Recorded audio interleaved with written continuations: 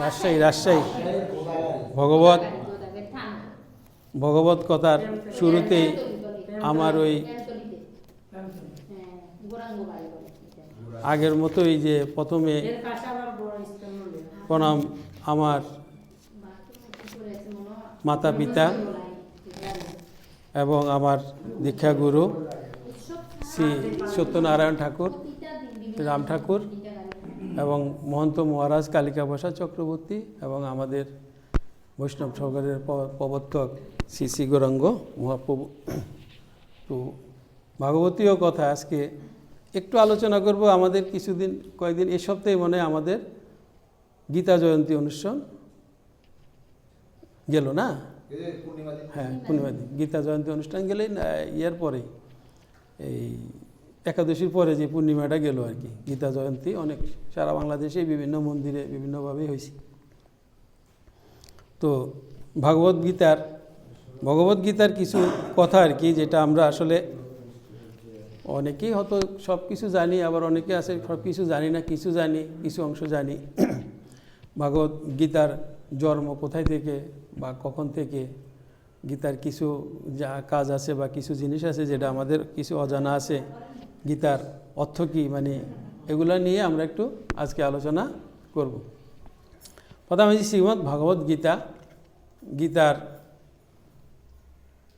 জন্ম প্রথম হলো আজ থেকে প্রায় আপনার 12,40,00,000 বৎসর আগে।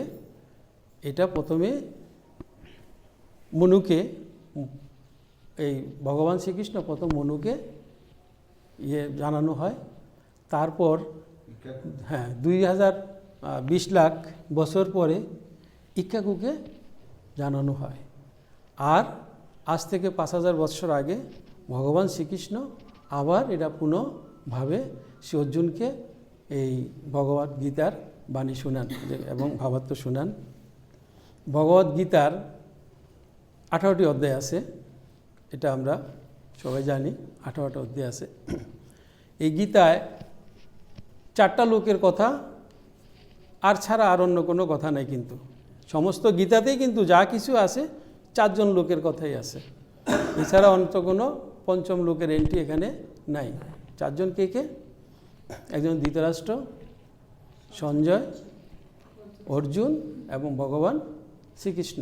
এই 4টা লোকের কথা ব্যতীত কিন্তু এখানে আর অন্য কোনো কথা নাই। এই 4টা লোকেই গীতার টোটাল 18টা অধ্যায় জুড়ে আছেন। বলতেছি এখানে গীতার মোট 18টি অধ্যায় আছে, 18টি অধ্যায় আছে এবং 700 শ্লোক আছে। শ্রীমদ্ ভগবদ গীতায় শ্লোক সংখ্যা হইল 700। এই 700 শ্লোকের মধ্যে ধৃতরাষ্ট্র একটা মাত্র শ্লোক দিয়েছেন, এই গীতাতে লিখেছিলেন একটা মাত্র শ্লোক ধৃতরাষ্ট্র, আর সঞ্জয় দিয়েছিলেন 40টা। এই 700-র ভিতরে ধৃতরাষ্ট্রের একটা শ্লোক আর সঞ্জয় হল 40টা শ্লোক, আর অর্জুন দিয়েছিলেন 85টা, আর বাকি 574টা শ্লোক ভগবান শ্রীকৃষ্ণের দেওয়া। এই মোট 700 শ্লোক গীতায় আছে। এখানে তাহলে ধৃতরাষ্ট্র একটা, সঞ্জয় 40টা, অর্জুন 85টা এবং ভগবান শ্রীকৃষ্ণ 574টা শ্লোক এই গীতার মধ্যে লিপিবদ্ধ করেছেন। গীতার রচয়িতাকে, কারণ মুখাশ্রিত বানিয়ে না ওনার, এটাকে তো কেউ, যেমন আমাদের বই প্রকাশ করলে প্রকাশক আছে, তবে হ্যাঁ আছে এগুলা, তো এটার মূল হলেন ব্যাসদেব এবং এটা লিখেছেন সিদ্ধিদাতা গণেশ, মানে লিপিবদ্ধ করেছিলেন গণেশ। তো এই হলো গীতার আর গীতায় মোট 18টি অধ্যায়ের মধ্যে এখানে কি আছে? ভক্তিযোগ আছে, কর্মযোগ আছে, জ্ঞানযোগ আছে। এই 3টা ভাগেই ভাগ করা হয়েছে। একটা হলো কি কর্মচটক, প্রথম 6টা যে অধ্যায়, এই প্রথম 6টা অধ্যায়কে বলা হয় কর্মচটক অধ্যায়। মাঝখানের যে 6টা অধ্যায় এটাকে বলা হয় ভক্তিচটক অধ্যায়। তারপরে যে শেষ যেই 6টা এটাকে হলো জ্ঞান চটক, মানে 3টা ভাগে ভাগ করা হয়েছে। একটা হলো কর্মযোগ, একটা হলো ভক্তিযোগ, একটা হলো জ্ঞানযোগ। এই 3টা ভাগে ভাগ করা হয়েছে এবং প্রত্যেকটা ভাগে আপনার 6টা করে অধ্যায় আছে। এই মোট 18টি অধ্যায়। তাহলে এই 18টা অধ্যায়ের মধ্যে এই একাদশ অধ্যায় ছিল আর কি কুরুক্ষেত্র যুদ্ধ, যেটা বিশ্বরূপ দর্শন।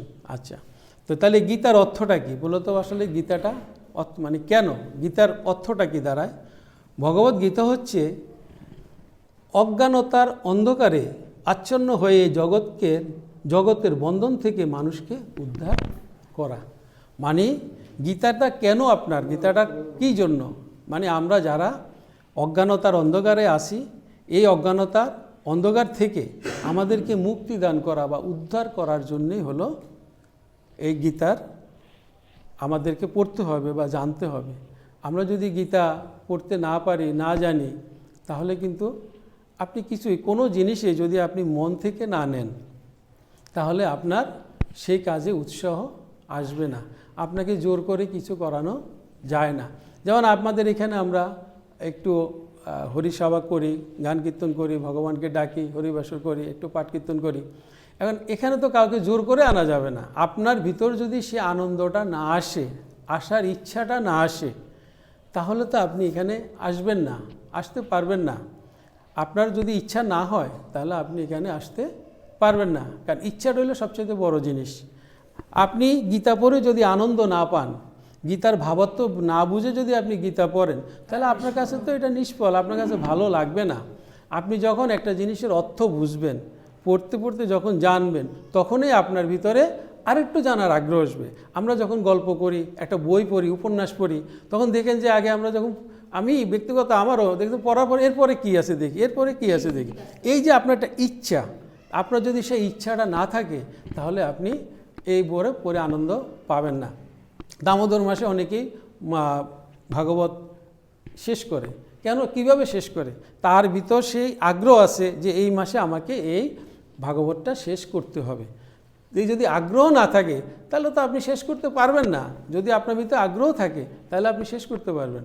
তদ্রূপ গীতাও এমন একটা জিনিস, যদি আপনি না পড়েন, না জানেন, না মনের ভিতর আগ্রহ না নেন, তাহলে আপনি এটা পড়ে কোনো আনন্দ পাবেন না। পাগলের শ্রবণের মতো, পাগলের কলপের মতো আপনার কাছে মনে হবে। তো গীতা পড়লে গীতার প্রতিটা অর্থ, প্রতিটা জিনিস সব কিছু জেনেই আপনাকে কাজ করতে হবে। যেমন আমরা পাপ পুণ্য, আপনি পাপ পুণ্য, আমরা পুণ্য কিন্তু বিভিন্নভাবেই করা যায়। পুণ্য করার জন্য ওই ধর্মগ্রন্থ লাগে না। পুণ্য করার জন্য ভগবানকে না ডাকলেও পুণ্য হয়। পুণ্য করার জন্য এই মালা না জপলেও হয়। কিন্তু পুণ্য মানে কি? পাপ এবং পুণ্য, পুণ্যর কিন্তু অনেক রকম সংজ্ঞা আছে। যেমন আপনি একটা সংসারে আপনি আছেন, আপনি সংসারের কি পরিচালক, কর্তা না। কর্তাকে ভগবান শ্রীকৃষ্ণ, কর্তা হলো ভগবান শ্রীকৃষ্ণ। আপনি এটা পরিচালনা মানে দেখাশোনা করেন, কেয়ারটেকার। তখন আপনি মনে করেন একটা সংসারে যখন আপনি থাকবেন, তাহলে আপনার সংসারের কিছু দায়িত্ব কর্তব্য আছে না? প্রত্যেক সংসারে তো প্রত্যেকের একটা দায়িত্ব আছে। আপনার বিবাহ, আপনি যখন যুবক বা আপনি তখন বিয়ে করলেন, তাহলে আপনার একটা স্ত্রী আসলো, তাহলে আপনার স্ত্রীর প্রতি একটা কর্তব্য আছে। আপনার এরপরে আপনার সংসার আরও বাড়লো, ছেলে হলো, মেয়ে হলো, তাদের প্রতি একটা কর্তব্য আছে। এরপর আবার মাঝখানে এখন আপনি আবার কি হলেন, সন্তান যেহেতু হলেন, আবার মা বাবা আছে।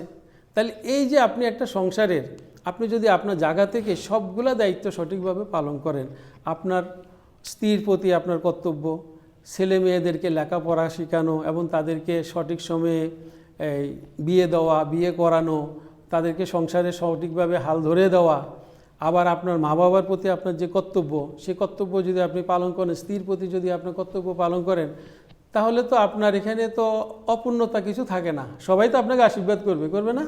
আপনার ছেলেও আপনাকে, মেয়েও করবে যে বাবা মা আমাকে একটা সঠিক একটা জায়গায় বা পৌঁছাই দিছে।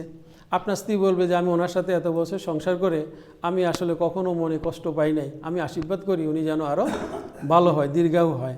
আবার আপনার যে মা বাবা, তাদের প্রতি যদি আপনি কর্তব্য পালন করেন, তাহলে তারাও আপনাকে আশীর্বাদ করবেন। কিন্তু আপনার প্রথম গুরু তো আমি আগেই বললাম মা বাবা, তাদের আশীর্বাদের সাথে কোনো আশীর্বাদ আর আপনার সাথে আসবে না।